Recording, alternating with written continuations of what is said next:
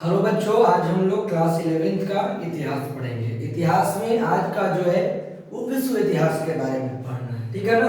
विश्व इतिहास के कुछ विषय। तो जो आज अनुभाग 1 है वो है प्रारंभिक समाज, है ना। समाज जो प्रारंभ समाज की कहां से हुई। और उसके बाद अनुभाग 1 में विषय 1 कौन है, समय की शुरुआत से। समय की शुरुआत से का तात्पर्य यह है कि प्राचीन मानव का विकास कहाँ से हुआ, है ना।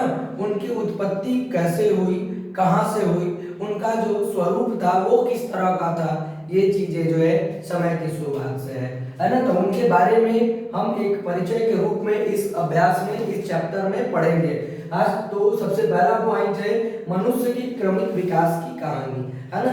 मनुष्य का मतलब मानव होता है। अब क्रमिक विकास, क्रमिक विकास का मतलब क्या होता है कि जब मनुष्य की उत्पत्ति कहाँ से हुई, है ना। जो हमारे दादाजी थे, दादाजी के दादाजी परदादा, उसके उनके दादा परदादा, उनके दादा परदादा, है ना। यानी कि मनुष्य का अस्तित्व जो है, मनुष्य अस्तित्व में कब से आया, मनुष्य की उत्पत्ति कब हुई, उसकी संरचना कैसा था, उसका स्वरूप कैसा था, है ना। उसके आकार कैसे थे, उनका व्यवहार कैसा था, है ना। ये सारी चीजें जो है क्रमिक विकास के अंतर्गत आता है ना। पहले सुना जाता है कि मनुष्य की जो प्रजाति थी वो एक वानरों की प्रजाति थी, है ना। वानरों से धीरे धीरे क्रमिक यानी कि लगातार विकास होते होते सुना जाता है कि जो प्राचीन मानव थे उनमें पुच्छ पाए जाते थे, 4 पैर वाले थे, लेकिन धीरे धीरे उनमें विकास होते गया। तो इन श्रृंखलाओं को, तो मनुष्य के क्रमिक विकास के लिए कुछ साक्ष्य की जरूरत होती है, कुछ प्रमाण की जरूरत। बिना प्रमाण के आप क्या कर सकते हैं, किसी के बारे में आप कुछ जानकारी अगर आपके पास नहीं है, कोई प्रमाण नहीं है, तब तक वास्तविकता का हमें ज्ञान नहीं होगा। तो मनुष्य के क्रमिक विकास के लिए कुछ साक्ष्य थे, उसके लिए खोज की गई मानव प्रजाति के जीवाश्मों की खोज, है ना। मानव प्रजाति के जीवाश्मों की खोज। अब चलिए, इसमें 2 वर्ड आया है, प्रजाति और जीवाश्म। प्रजाति क्या होता है, हम प्रजाति को समझ लेते हैं। तो प्रजाति का मतलब होता है जीवों का समूह। क्या होता है, जीवों का समूह जिसमें नर और मादा मिलकर, ठीक है ना। जीवों का ऐसा समूह जिसमें नर और मादा मिलकर अपने जैसे संतान की उत्पत्ति करते हैं, ठीक है ना। प्रजाति का मतलब होता है कि जीवों का ऐसा समूह जिसमें नर और मादा दोनों मिलकर अपने जैसे संतान की उत्पत्ति करते हैं तथा उन संतानों में भी प्रजनन की क्रिया करने के सामर्थ्य होते हैं। यानी कि वे संतान जो नर और मादा के क्रिया के बाद जो है जो संतान की उत्पत्ति होगी, इन संतानों में भी वो सामर्थ्य होगा कि ये प्रजनन की क्रिया कर सके। तो यही क्या होता है, प्रजाति कहलाता है, ठीक है ना। यानी कि जीवों का ऐसा समूह जिसमें नर और मादा मिलकर संतान की उत्पत्ति करते हैं, वे संतान भी प्रजनन क्रिया द्वारा एक और संतान की उत्पत्ति करेंगे, उनकी आगे वाली पीढ़ी भी संतान की उत्पत्ति करेगी। तो ये सभी क्या कहलाएंगे, प्रजाति कहलाएंगे। और जीवाश्म का मतलब क्या होता है, जीवाश्म यानी कि पेड़ पौधे या मनुष्यों का, है ना, वो सड़ा गला अवशेष। कोई जानवर मर जाता है, कोई व्यक्ति मर जाता है, सही जंगल में फेंक दिया गया, या कोई पौधा जो है सूख गया, है ना, टूट के टहनियाँ मिट्टी में मिल जाती है। तो जीवाश्म जो है बहुत दिनों तक मिट्टी के अंदर पड़े पड़े क्या हो जाते हैं, वो जो है काफ़ी कठोर रूप में बदल जाते हैं, पत्थर के रूप में बदल जाते हैं, और हजारों लाखों वर्षों तक जो है उसी अवस्था में पड़े रहते हैं। तब वह क्या कहलाते हैं, जीवाश्म कहलाते हैं। बहुत जगह जब खुदाई होता है तो खुदाई करते समय कहीं पहले के समय में, राजाओं के समय में क्या मनुष्यों की बलि दी जाती थी, पशुओं की बलि दी जाती थी, उसके बाद मिट्टी के अंदर दफना दिया जाता है। तो उनके मांस तो खत्म हो जाएंगे, लेकिन उनका जो ये स्ट्रक्चर, कंकाल, हड्डी जो है वो कभी भी मिट्टी में नहीं मिलता है। वही कंकाल मिलता है जो एक काफ़ी ज़्यादा हार्ड अवस्था में, कठोर अवस्था में पाया जाता है। तो वही जीवाश्म कहलाता है। तो जब मनुष्य प्रजाति के जीवाश्मों में खोज हो रही थी तो उस समय बहुत सारे औजार भी मिले थे जो प्राचीन समय में, है ना, यूज किए जाते थे, उपयोग में लाए जाते थे। बहुत सारी गुफाएं मिली थी और उन गुफाओं में की हुई चित्रकारियाँ भी मिलती है, जिससे हमें मनुष्य के प्रजातियों के बारे में पता चलता है ना, और उनके क्रमिक विकास के बारे में पता चलता है। हाँ, आश्चर्य की घटना तब घटी जब नियंदर घाटी जो जर्मनी में है ना, अगस्त 1856 में नियंदर घाटी जो चूना पत्थर की खान है, वहाँ मजदूरों के द्वारा जो है खनन कार्य चल रहा था। ठीक है ना, अगस्त 1856 में नियंदर घाटी जो जर्मनी में है, जहाँ चूना पत्थर की खान है, वहाँ मजदूरों के द्वारा खनन कार्य चल रहा था। और उस खनन कार्य करते समय मजदूरों को एक खोपड़ी मिली और अस्थि पंजर मिला। अस्थि पंजर का मतलब कंकाल तंत्र मिला। ठीक है ना, एक खोपड़ी और अस्थि पंजर मिली। तब उन मजदूरों ने क्या किया, उस खोपड़ी और अस्थिर पंजर को कार्ल फुलरॉट को दिया। कार्ल फुलरॉट जो थे उसी क्षेत्र के एक शिक्षक भी थे और प्राचीन इतिहासज्ञ भी थे, यानी इतिहास की इन्हें अच्छी जानकारी थी, ये इतिहास के विद्वान थे। ठीक है ना, तो जब नियंदर घाटी जो जर्मनी में है, अगस्त 1856 में मजदूरों के द्वारा यहाँ खनन कार्य चल रहा था, उस खनन कार्य करते समय इन्हें एक क्या मिला, खोपड़ी मिली और अस्थि पंजर मिला, जो इन मजदूरों ने कार्ल फुलरॉट को दिया, जो वहाँ के जाने माने एक शिक्षक थे और प्राचीन इतिहासज्ञ भी थे। इन्होंने उसे देखा, उसको जांच किया, है ना, बहुत निरीक्षण करने के बाद जो है उन्होंने बताया, कार्ल फुलरॉट ने यह बताया कि यह खोपड़ी जो है वह किसकी है, मानव की है। ठीक है ना, कार्ल फुलरॉट ने कहा था कि यह खोपड़ी जो है मानव की है, लेकिन यह मानव अब अस्तित्व में नहीं है। लेकिन बहुत सारे वैज्ञानिकों ने, विद्वानों ने उनकी बातों को मानने से इनकार कर दिया। तब उन्होंने 1856 में ही उस खोपड़ी को एक बॉन विश्वविद्यालय में, जो शरीर जर्मनी में ही है, जहाँ शरीर रचना विभाग के एक प्रोफेसर थे जिनका नाम था हरमन साफ हुसैन, तो कार्ल फुलरॉट ने वो खोपड़ी, ठीक है ना, कार्ल फुलरॉट ने वो खोपड़ी किसको भेजी, हरमन साफ हुसैन को। हरमन साफ हुसैन कौन थे, तो वे बॉन विश्वविद्यालय जो जर्मनी में है, उस विश्वविद्यालय में शरीर रचना विज्ञान के क्या थे, प्रोफेसर थे, यानी कि शरीरों के बारे में वे अध्ययन करते थे, है ना। तो कार्ल फुलरॉट ने वो खोपड़ी हरमन साफ हुसैन को भेजी। हरमन साफ हुसैन ने भी उस पर काफ़ी शोध किया और शोध करने के बाद 1 वर्ष के बाद, यानी कि 1856 में भेजी थी और उन्होंने 1857 में ही एक शोध पत्र जारी किया। अपने शोध के आधार पर, अपने एक्सपेरिमेंट के आधार पर उन्होंने एक शोध पत्र जारी किया और कहा कि वास्तव में यह खोपड़ी जो है मानव की है। उन्होंने भी यही बात कही कि वास्तव में यह खोपड़ी जो है मानव की है, लेकिन इस तरह का मानव जो है अब अस्तित्व में नहीं है। अब इस तरह का मानव जो है अस्तित्व में नहीं है ना। तो हरमन साफ हुसैन ने भी अपने शोध पत्र में भी यही उल्लेख किया कि यह मानव की खोपड़ी है, लेकिन यह मानव अब अस्तित्व में नहीं है। इसका मतलब यह हुआ कि मानव का क्रमिक विकास हो गया है। अब इस प्रकार के मानव जो हैं अब अस्तित्व में नहीं है, इनका जो है विकास हो चुका है। उसके बाद इसी कड़ी में अगले चरण में आते हैं चार्ल्स डार्विन। इन्होंने एक पुस्तक निकाली थी, द ऑरिजिन ऑफ स्पीसीज, ठीक है ना। चार्ल्स डार्विन ने 1859 में एक पुस्तक प्रकाशित की थी, द ऑरिजिन ऑफ स्पीसीज। इसकी 1250 प्रतियां इन्होंने छपवाई थी और पहले दिन ही यह 1250 प्रतियां बिक गई थी, वो भी हाथों हाथ। तो इसका मूल कारण था कि इन्होंने अपने पत्रिका में यह लिखा था कि जो मानव की प्रजाति है वह जीवों से उत्पत्ति हुई है, जानवरों से उत्पत्ति हुई है। यानी कि इन्होंने भी मानव के क्रमिक विकास के सिद्धांत को मत दिया था, प्रतिपादित किया था, क्योंकि इन्होंने बताया था कि मानव का जो उद्भव हुआ है वो मानव पहले जानवर के रूप में थे, जीव के रूप में थे, और धीरे धीरे इनका विकास हुआ है, जिसके कारण इनकी सारी प्रतियां एक ही दिन में बीत गई। ऐसा कहा भी जाता है कि प्राचीन जो मानव का इतिहास रहा है, प्राचीन मानव जो थे वो बानर के रूप में थे, और धीरे धीरे उनका क्रमिक विकास जो होता आया है। ठीक है ना।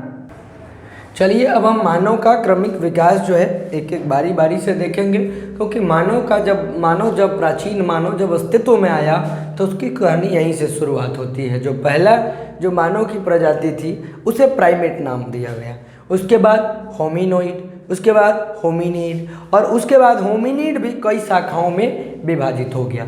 तो सबसे पहला जो प्राइमेट है, जो सबसे प्राचीन मानव है, जो प्राइमेट नाम दिया गया था, यह 360 लाख वर्ष पहले आया था।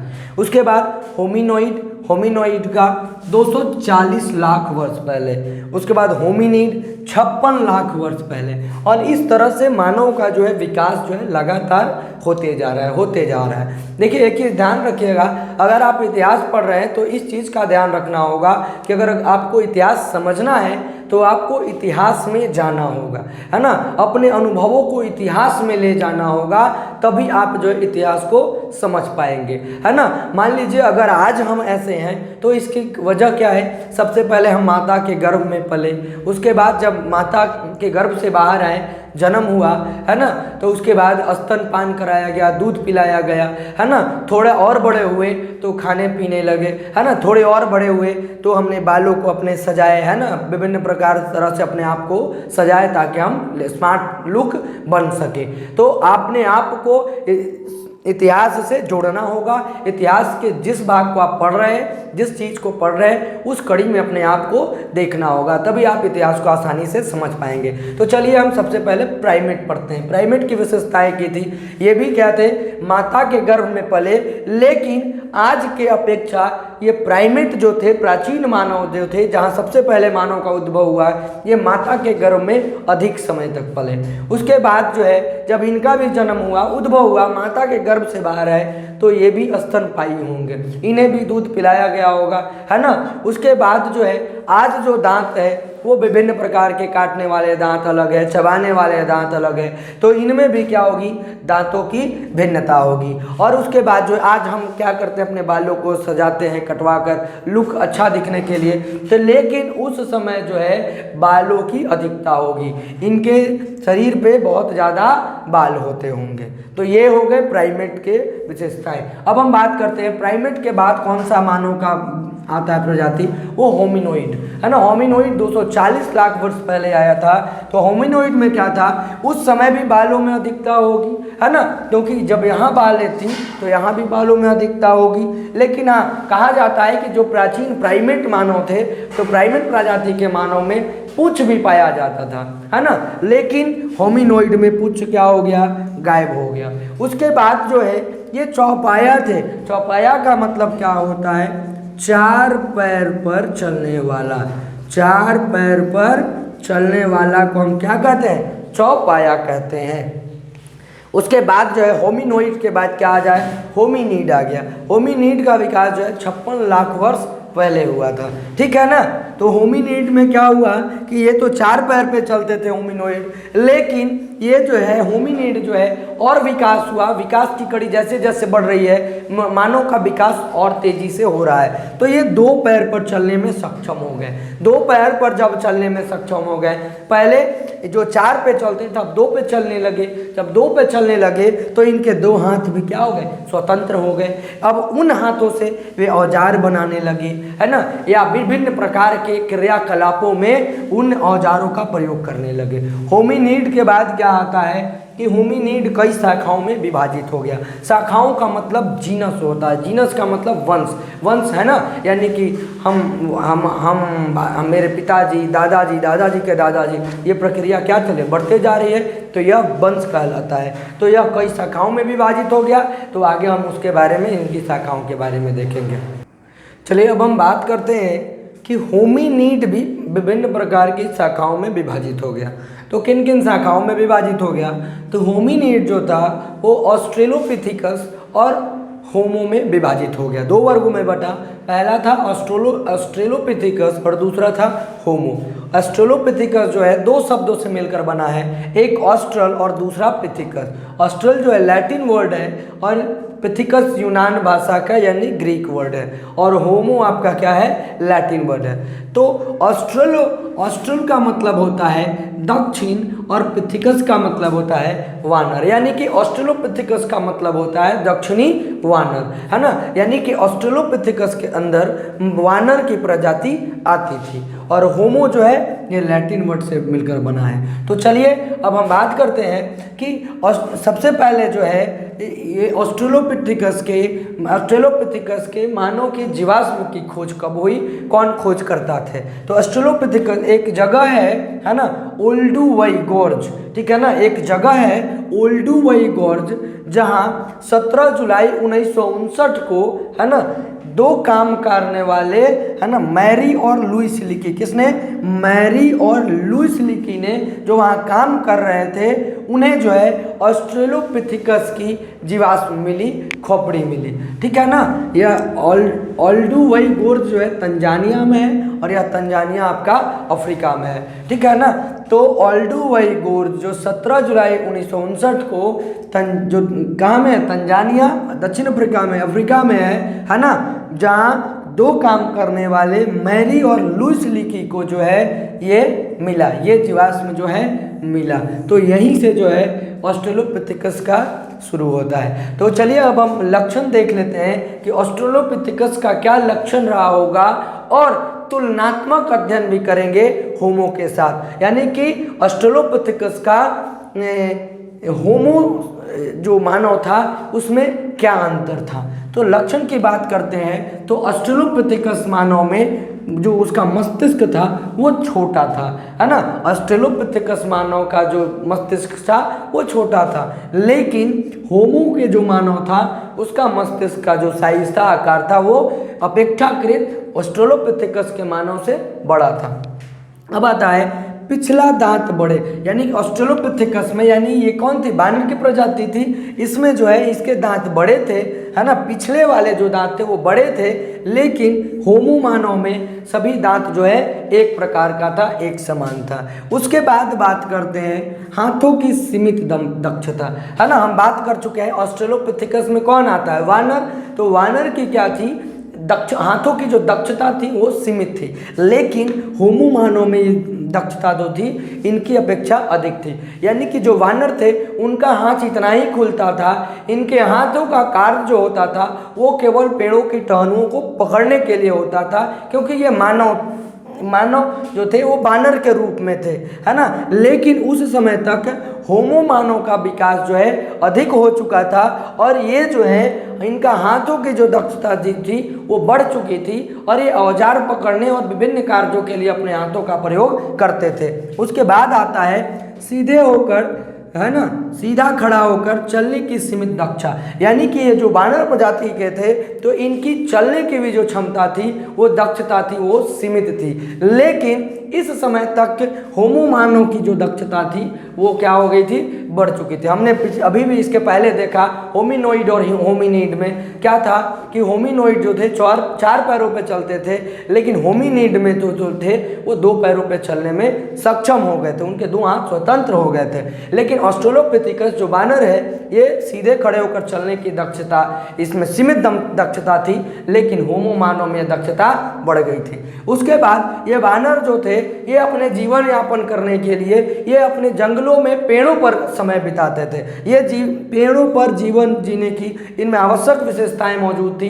ये पेड़ों की डालियों पर उछल कूद करके एक पेड़ से दूसरे पेड़ से तीसरे पेड़ पर जा सकते थे, लेकिन उस समय तक होमो मानव जो था वो उसका क्रमिक विकास हो चुका था, वो दो पैरों पर चलने लगा था, अपना जीवन जी रहा था, और उस तरह से वो धरातल पे रह रहा था, ठीक है ना। तो अब हम बात करेंगे कि ऑस्ट्रेलोपिथिकस मानव के लुप्त होने के क्या कारण थे, लुप्त होने के क्या कारण थे, तो कारणों की बात करेंगे। चलिए अब हम बात करते हैं ऑस्ट्रेलोपिथेकस मानव के लुप्त होने के क्या कारण रहे होंगे। तो पहला जो कारण था उस सकारात्मक प्रतिपुष्टि व्यवस्था। सकारात्मक प्रतिपुष्टि व्यवस्था का मतलब होता है परिवर्तन, यानी कि अगर कोई मानव अपने आप में परिवर्तन करता है और उस परिवर्तन का उसे अगर प्रतिकूल परिणाम मिले, जैसा अगर हम चाहें और उस तरह का परिणाम ना मिले तो मानव कभी भी उस तरह का परिवर्तन दोबारा नहीं करेगा। लेकिन अगर वही मानव जब परिवर्तन करता है और हमें अनुकूल परिणाम मिलते हैं, ठीक है ना, अनुकूल परिणाम या वांछनीय परिणाम मिलते हैं, तब व्यक्ति क्या करेगा, हमेशा उस परिवर्तन को करेगा, उस परिवर्तन को अपने जीवन में अपनाएगा और इससे जो है विकास की प्रक्रिया आगे चलेगी। ठीक है ना। जैसे उसने क्या किया, जैसे हमने देखा था कि ऑस्ट्रेलोपिथेकस मानव जो था, है ना, पहले 4 पैरों पर चलता था, उसके बाद होमो क्या होने लगा कि वो 2 पैरों पर चलने लगा। तो इस परिवर्तन में उसने क्या क्या किया, औजार बनाया, औजार बनाना, है ना। उसके बाद जो है उसने वस्तुओं को पकड़ने के लिए सीखा, वस्तुएं पकड़नी, है ना, वस्तुएं पकड़नी। और वस्तु पकड़नी है, मान लीजिए कि वानर है तो कंद, जो जंगल में रह रहा है तो कंद मूल फल फूल, है ना, वो चाहता है कि अपने हाथों से पकड़े, तब उसने अपने दोनों हाथ को क्या किए, स्वतंत्र किए, है ना।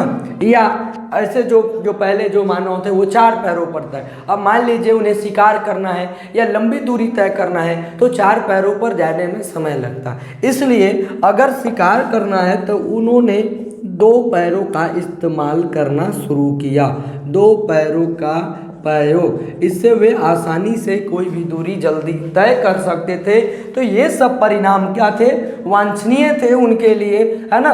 तब उन्होंने यह क्या इस परिवर्तन को अपना लिया। तो ये पहला कारण हो गया ऑस्ट्रेलोपिथेकस के लुप्त होने के। अब ध्रुवीय हिमछादन, यानी कि ध्रुवीय प्रदेशों में, है ना, बर्फबारी के कारण, है ना, यानी कि बर्फ के कारण, है ना, बर्फ के कारण पृथ्वी का वह भाग, है ना, पृथ्वी का वह भाग बर्फ से ढक गया। किससे ढक गया, बर्फ से ढक गया।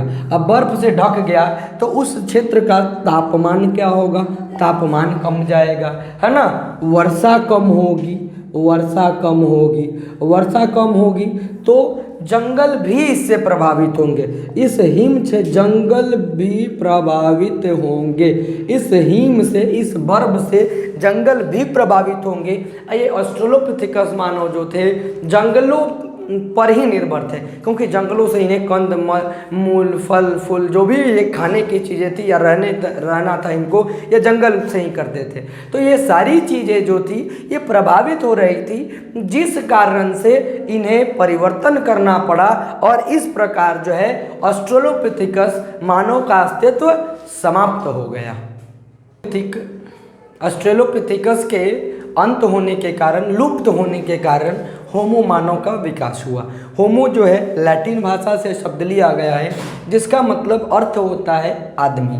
आदमी कहने का मतलब नर और मादा दोनों, है ना।